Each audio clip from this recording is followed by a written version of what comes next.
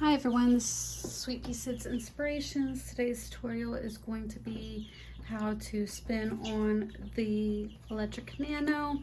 So what you're going to need is some scrap yarn of your choice, as long as it is big enough to wrap around the bobbin into your clip hooks, into the orifice hole and out through the orifice, and tied at the end. And obviously your electric Nano or any kind of electric spinning wheel, and whatever fiber you decide to choose. This is 100% Highland wool. But what we're going to need to learn first is the parts to your electric Nano. So I just mentioned the bobbin, which is what your yarn will wind onto, and then the clamp hooks. So your yarn is going to go through those clamp hooks as such into the orifice hole. You will take your orifice hook,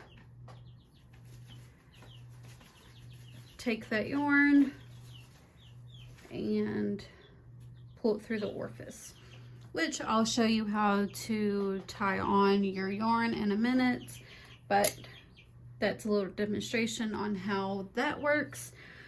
So connected to the orifice and the pulley is your drive band, and your pulley is connected to your motor, which is underneath, tucked up underneath your electric spinner.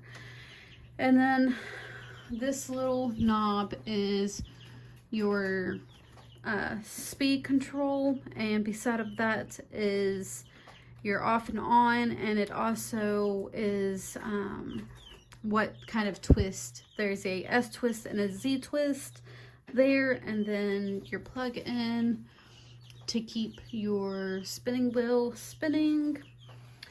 Back here is your tension band, which obviously is for your tension. Between your tension and your draft, those are the two hardest parts when working with electric spinner, knowing what exactly, if you need to adjust your tension, or also get consistent with your draft, which I'll explain all of that with the next few minutes. So that, I believe, is all of the parts. This is your flyer wheel. So yeah, I believe that is all the parts. And how to take this off: you will take your tension band off and your drive belt off. Lift up, take this little ring bearing piece off, and just slide your bobbin off.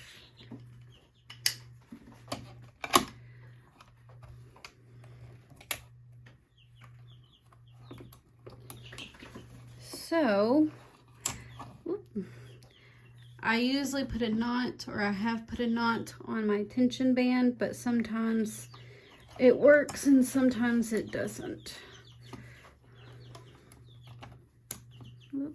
As you can tell, I am having issues right now. I also meant to add in, this is your orifice reducer. You can keep it on or you can leave it off. I typically leave it off. It just helps me spin a little bit better. Scrap piece of yarn onto your bobbin is, you're going to divide it in half, just making sure there is that little loop on the end. You're going to feed it underneath the bobbin, and then you're going to take your end piece or whichever piece and pull it through that loop, just making sure there is like a little knot down there. I will take a piece of tape and put it onto that piece of yarn to keep it nice and secure, or some people will even double knot it. I feel like using that piece of tape is a lot better because it will keep that piece of yarn in place, or else it will move up and down, and that makes it really hard to spin. So once you have your yarn on your bobbin, you're going to take your orifice hook, and it doesn't matter which side you decide to thread your yarn through the clamps, but I do on the right side because these hooks are way too loose. So you're just going to wrap it through like such, and then you're going to take your hook. I typically take my flyer wheel, spin it sideways, and grab my yarn with my hook and pull it through the orifice. You need to knot at the bottom, a little knot, that way it's easier to put your fiber through that scrap piece of yarn.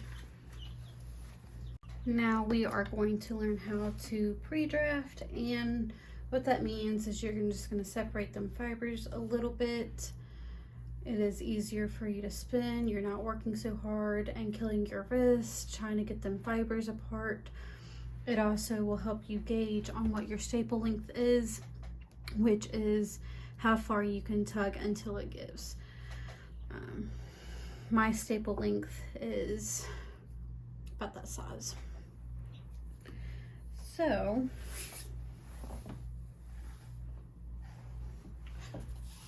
now what I do is I keep on dropping my yarn or my fiber. I will take a little bit of whatever size or around about the size that I want my yarn to be. I'll twist it a little bit, and then I will take that loop and thread it and make another loop to where it connects. This helps catch the fibers and makes it easier for when you spin. So now we are going to fire up our Nano. And let's see if I can get this in view. So I ended up getting started a little ways, but I'm going to turn mine on to a higher speed, but for beginners, it's best to find a speed that you are most comfortable in. And all I am doing is pulling them fibers apart with my pointer finger and my thumb, and just letting it spin a little bit, and just continue pulling them fibers. Now, the best thing is to making sure you keep your fingers right at the edge of where you just pulled, or else it will spin into your woving and it can become a pain to pull them fibers apart, and I will do that and show you guys what exactly I mean. So now that it's a little bit, it will kill your hand. As you see, it's taking a little bit more effort to pull them fibers apart. So that's why it's important to keep your thumb and your forefinger right at the edge. And you don't want to overspin, or else it will start to do that. And if it does begin to overspin, all you got to do is stop your electric Nano and just kind of wind it on like that, and then just continue. Maybe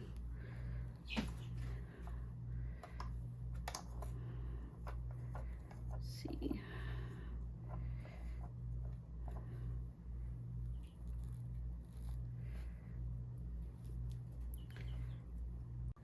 If your yarn ended up breaking off, all you have to do is reconnect them fibers, and usually I will kind of let it stay at a slower pace and just let them fibers catch again. This can be a tedious chore because they are more prone to break off again. But like that.